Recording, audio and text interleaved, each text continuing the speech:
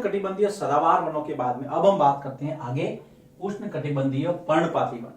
पर्ण का मतलब पत्ते, पात का मतलब गिरना। जब पत्ते गिर जाए तब क्या होगा? देखो, ये जो उष्ण कटिबंधीय पर्णपाती वन है इनको मानसूनी वन भी कहते हैं। मानसूनी वन भी कहते हैं। मानसूनी इसलिए क्योंकि ये मौसम विशेष से संबंधित होते हैं। देखिए, मानसून शब्द भी मौसम से बना है। तो एक मौसम विशेष में जल को बचाने के लिए, जल संरक्षण के लिए, पौधे भी जल संरक्षण को समझते हैं, पेड़ भी समझते हैं, हम क्यों नहीं समझ सकते? जल संरक्षण के लिए, पानी को बचाने के लिए गर्मियों के मौसम में, शुष्क ऋतु में, सूखी ऋतु में ये अपनी सारी पत्तियां गिरा देते हैं। जल संरक्षण अर्थात पानी की कमी को पूरा करने के लिए, जल संरक्षण के लिए ग्रीष्म ऋतु में, क्योंकि शुष्क ऋतु वही होती है सूखी ऋतु, ग्रीष्म ऋतु अर्थात गर्मियों में जल संरक्षण के लिए ग्रीष्म ऋतु में ये अपनी सारी पत्तियां गिरा देते हैं। आपने देखा होगा हमारे आसपास में ऐसे कई पेड़ होते हैं जो गर्मियों की ऋतु में ठूंठ हो जाते हैं। ठूंठ का मतलब सारे पत्ते उसके झड़ जाते हैं, वो पर्णपाती वन है। तो जल संरक्षण के लिए ग्रीष्म ऋतु में अपनी सारी पत्तियां गिराते हैं, अतः ये पतझड़ वाले वन या पर्णपाती वन भी कहे जाते हैं। अतः ये पतझड़ अर्थात पर्णपाती वन भी कहे जाते हैं। या पर्णपाती वन क्यों कहते हैं? सीधा सीधा प्रश्न आता है, एक क्वेश्चन सीधा आता है। क्या आता है? सदाबहार वनों और पर्णपाती वनों में मुख्य अंतर बताइए। तो सदाबहार वन में थोड़ी थोड़ी पत्तियां गिराते हैं अलग अलग समय में, ये एक साथ में सारी पत्तियां गिरा देते हैं। मजबूत लकड़ी, दृढ़ काष्ठ जिसको आप बोलते हैं, जैसे कि साल है, सागवान बहुत फेमस होता है। सागवान को कहते हैं कि मजबूत लकड़ी होती है, कीड़ा नहीं लगता है। तो साल, सागवान, नीम, शीशम अपने आसपास के है ये पेड़ मध्य भारत में सबसे ज्यादा होते हैं। तो जो मजबूत लकड़ी है, जो दृढ़ अर्थात मजबूत दृढ़ काष्ठ,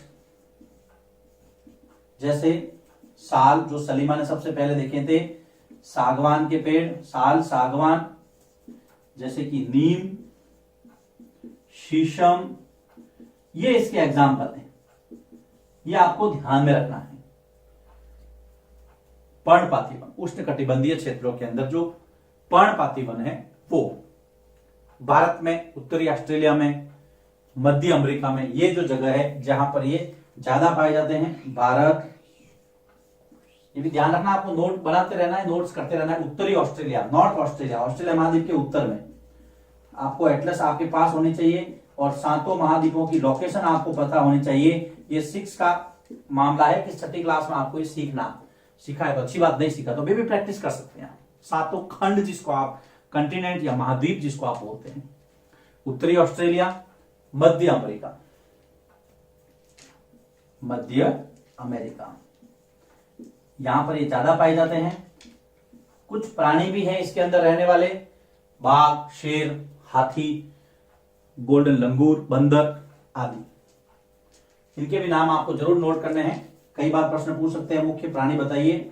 बाघ, देखिए सारे भारत में पाए जाते हैं। हाथी, गोल्डन लंगूर,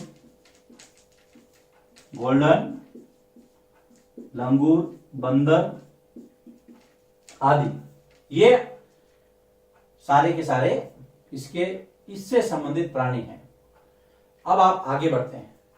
उष्ण कटिबंधीय पर्णपाती वन के बाद में हम बात करते हैं शीतोष्ण सदाबहार वन। लेकिन थोड़ा इसको आप समझ लेते हैं वापिस एक बार, इसके बारे में हम देख लेते हैं।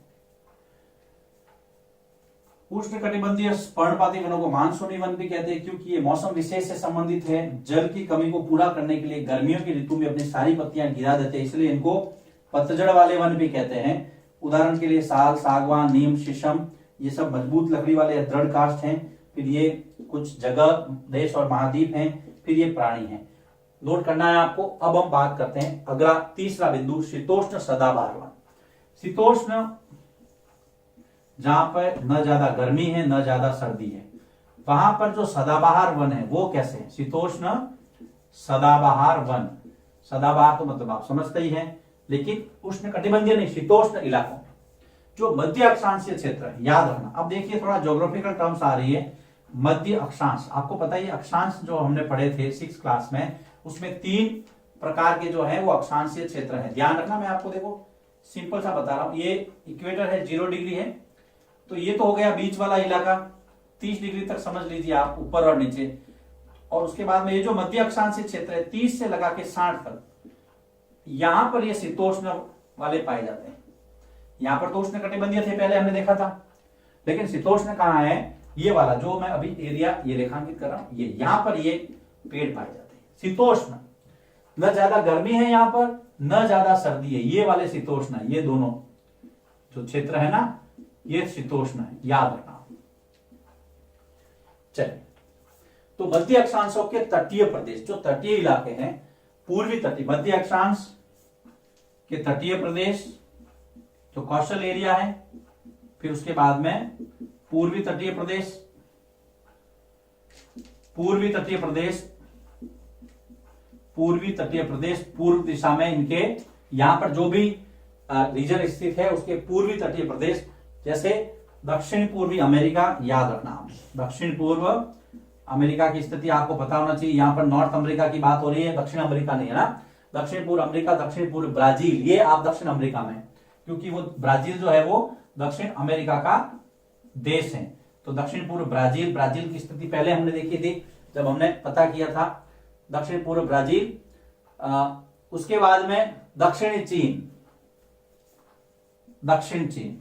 तो ये आपको कुछ क्षेत्र हैं, इनके नोट बनाने हैं, याद रखने। हालांकि इसमें से कोई इंपॉर्टेंट क्वेश्चन बनता नहीं है, लेकिन फिर भी कुछ नाम दिए हैं यहां पर, बांज, चीड़, यूकेलिप्टिस, ये यहां की वनस्पति है, तो इसको भी आप नोट कर सकते हैं। बांज, चीड़, यूकेलिप्टस, है ना, ये यहां की वनस्पति है। शीतोष्ण सदाबहार वन सबसे इंपॉर्टेंट है, मध्य अक्षांश के अंदर ये स्थित होते हैं। यहां पर दोनों प्रकार के आपको लकड़ी मिलेगी, कठोर और मुलायम लकड़ी, कठोर व मुलायम लकड़ी इस प्रकार की वनस्पति में पाई जाती है। यहां पर देखिए ज्यादा जो महत्वपूर्ण है वो ये चीज है, तो इसको ऊपर ज्यादा फोकस करेंगे आप। इसके ऊपर आपको ये पता रखना है कि शीतोष्ण सदाबहार वन जो है वो मध्य अक्षांशीय क्षेत्रों में पाए जाते हैं। सबसे इंपॉर्टेंट ये चीज आपको ध्यान में रखनी है। इसके अलावा ये जो है ना एग्जाम्पल, ये ध्यान रखने, कई बार पूछ लेते हैं एग्जाम्पल, ठीक है। तो अब दूसरा उष्णकटिबंधीय पर्णपाती वन, तीसरा शीतोष्ण सदाबहार वन। अब शीतोष्ण में पर्णपाती आएगा, पहले आप इसको लिख लीजिए, उसके बाद में हम आगे बढ़ते हैं। अब हम बात करते हैं शीतोष्ण पर्णपाती वन। शीतोष्ण पर्णपाती मतलब जो पत्ते गिरा देते हैं और शीतोष्ण क्षेत्रों में स्थित है, ये उच्च अक्षांशों में पाए जाते हैं। ये उच्च अक्षांश मतलब 90 से ऊपर, ये उच्च अक्षांशों में 90 से ऊपर का मतलब है उत्तरी ध्रुव, दक्षिण ध्रुव, 90 डिग्री उत्तर, 90 डिग्री दक्षिण, और जो 70 से ऊपर है, 70 से 90 के बीच में, इसको इस तरह से आपको समझना है, उसको उच्च अक्षांश कहेंगे। ये अपनी पत्तियां शुष्क मौसम में झाड़ लेते हैं। शुष्क मतलब सूखा। ये अपनी पत्तियां, शुष्क मतलब सूखा, शुष्क मौसम में, शुष्क मौसम झाड़ देते हैं मतलब गिरा देते हैं, वही पर्णपाती वाली परिभाषा है। लेकिन ये उच्च अक्षांशों में, याद रखना। कुछ एग्जाम्पल है, बांज, ऐश, बीच, उदाहरण है पेड़ों के, बांज, बीच, ऐश, थोड़े अटपटे नाम है, एग्जाम्पल याद कर लेना। कुछ प्राणी भी है, जैसे हिरण है, लोमड़ी है, भेड़िए हैं, कुछ प्राणी हैं यहां पे, जानवर बोलते हैं इसको, हिरण, लोमड़ी, भेड़िए, नोट करते रहिएगा। शीतोष्ण पर्णपाती वन। दो इंपॉर्टेंट फैक्ट, फिजेंट और मोनाल जैसे पक्षी, प्रश्न आता है कई बार, फिजेंट तथा मोनाल, ये दो नाम आते हैं। फिजेंट और मोनाल जो है वो कहां की विशेषता है, शीतोष्ण पर्णपाती वनों की, ये ध्यान रखना। फिजेंट, ये मोनाल, शीतोष्ण पर्णपाती वन, उच्च अक्षांश, पत्तियां शुष्क मौसम में गिरा लेते हैं। कुछ पेड़ों के उदाहरण, कुछ जानवरों के उदाहरण। फिजेंट और मोनाल क्या है? पक्षी है। किसके हैं? शीतोष्ण पर्णपाती वनों के, जो उच्च अक्षांश में पाए जाते हैं। उसके बाद में हम 5वीं प्रकार की वनस्पति बात करते हैं, भूमध्य सागरीय वनस्पति। आपने भूमध्य सागर का नाम सुना होगा, जिसको आप मेडिटेरेनियन सी कहते हैं।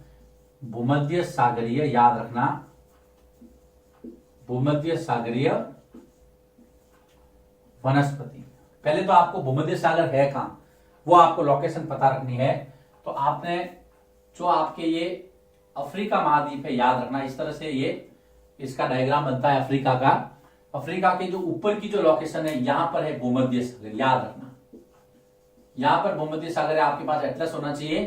भूमध्य सागर, भूमध्य सागर के उत्तर में है यहां पर लाल सागर, और इस तरफ है काला सागर। तो आपको ध्यान रखना है, लाल सागर और काला सागर को जोड़ने वाली जो जल राशि है वो है भूमध्य सागर, अफ्रीका के उत्तर में। ये आपको पता रखना है। महाद्वीपों के दक्षिण और दक्षिण पश्चिमी किनारे इस वनस्पति के उदाहरण है।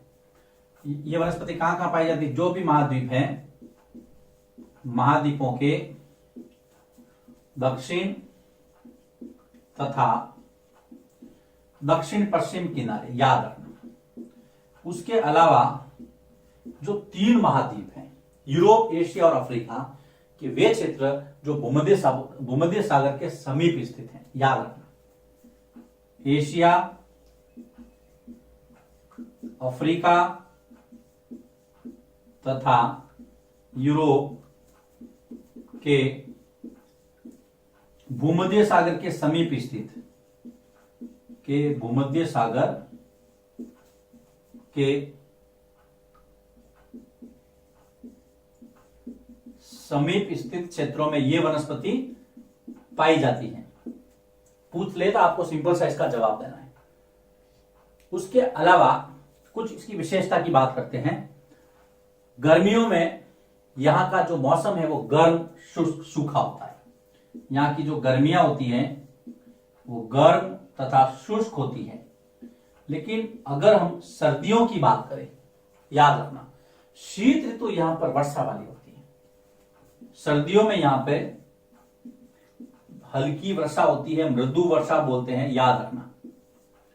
कई बार प्रश्न पूछा गया, ये भूमध्य सागरीय जो वनस्पति वाला क्षेत्र है, वहां पे वर्षा कब होती है? सर्दियों में, शीत ऋतु में। कुछ नींबू वंश के जो पेड़ है, जिसको आप सिट्रस भी कहते हैं, संतरा, अंजीर, जैतून, नींबू खुद, है ना, एक नाम लिखते हैं हम, संतरा, अंजीर, नाम याद रखना, आपको नोट करते रहना, संतरा, अंजीर, जैतून, अंगूर, ऐसे। संतरा, अंजीर, जैतून, अंगूर, ये सब नींबू वंश के फल जो यहां पर मिलते हैं, जिसको हम कहते हैं सिट्रस, याद रखना। ये भी इसकी विशेषता है, सिट्रस।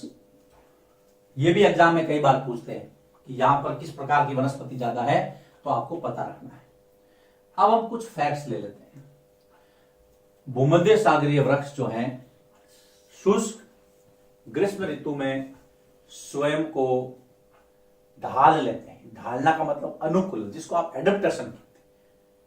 आप अगर किसी भी जगह रहेंगे ना, तो वहां की जो हालात हैं, वहां की जो प्राकृतिक अवस्था है, उसके हिसाब से आपका शरीर जो है वो खुद को ढाल लेता है। इसलिए इनकी जो छाल है वो बहुत मोटी होती है, और पत्तियां बाष्पोत्सर्जन को रोकती हैं। ये बात आपको ध्यान रखना है। भूमध्य सागरीय वनस्पति की अगर हम बात करें, तो भूमध्य सागरीय के जो वृक्ष हैं वो गर्मियों की जो सूखी जो अवस्था होती है, जहां पर पानी की कमी होती है, उसमें स्वयं को ढाल लेते हैं। तो बाष्पोत्सर्जन की जो क्रिया होती है उसको रोकने में सक्षम है, तो पानी की कमी जो है उसको पूरा करते हैं। उसके अलावा भूमध्य सागरीय प्रदेश को, ये आप ध्यान रखना, विश्व का फलोद्यान, क्योंकि आप फलों की ज्यादा खेती, देखो सारे फल ही है ना, तो इसको हम कहते हैं भूमध्य सागरीय जो क्षेत्र है, वनस्पति क्षेत्र है, उसको हम कहते हैं विश्व का फलोद्यान, फल उद्यान, फलों का बगीचा किसको? भूमध्य सागरीय क्षेत्र को। यह प्रश्न कई बार आता है। विश्व का फलोद्यान जो है वो कौन सा क्षेत्र या वनस्पति क्षेत्र? तो भूमध्य सागरीय क्षेत्र है जो है, यहां पर विश्व का इसको फलोद्यान भी कहते हैं, क्योंकि यहां पर फलों की खेती ज्यादा होती है। जैसे हमने नींबू वंश के फलों के नाम लिखे हैं ना, तो ये फलों की खेती ज्यादा होने से बेटा इसको विश्व का फलोद्यान भी कहा जाता है। और वाष्पोत्सर्जन में इन्होंने खुद को एडप्ट किया है, एडेप्टेशन, ये अनुकूलता जो है वो इनके अंदर पाई जाती है। तो ये है भूमध्य सागरीय वनस्पति। भूमध्य सागर की लोकेशन आपको पता रखना है, लाल सागर और काला सागर को ये जोड़ता भी है। ये वाले नोट्स आपको लिखना है। यहां पर इस चैप्टर का ये दूसरा वीडियो समाप्त होता है। इसके बाद में हम आगे बढ़ते हैं तीसरे वीडियो की ओर। लिखिए इसको।